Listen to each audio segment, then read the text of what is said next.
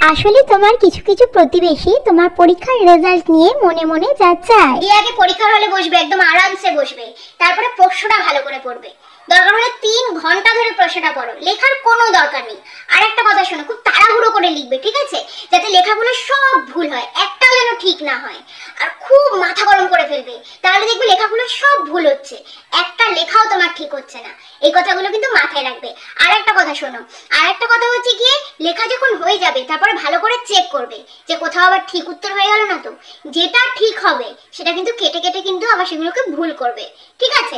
একদম তাড়াহুড়ো করবে না, কেটে কেটে সুন্দর করে ভুল করে করে লিখবে। আর শোনো, ভালো রেজাল্ট কিন্তু একদম করবে না, খুব বাজে রেজাল্ট করো। আর হাতে লেখা কিন্তু একদম ভালো না হয়। আগের দিন বকের দিন যাবে এরকম হাতে লেখা হয়, যাতে টিচার যেন তোমার লেখাটা পড়তেই না পারে, বুঝেছো? আর একটা কথা মাথায় রেখো, আমার মানুষ থেকে কিন্তু একদম ভালো রেজাল্ট করবে না, রেজাল্ট যেন খুব খারাপ হয়। আর শোনো না, আরেকটা কিন্তু খুব ভালো হয়, তুমি যদি পরীক্ষাটাই না দিতে যাও তাহলেই ভালো হবে, ওইটাই সব থেকে ভালো হবে। পরীক্ষায় দিতে না যাও তাহলেই তুমি ফেল করে যাবে।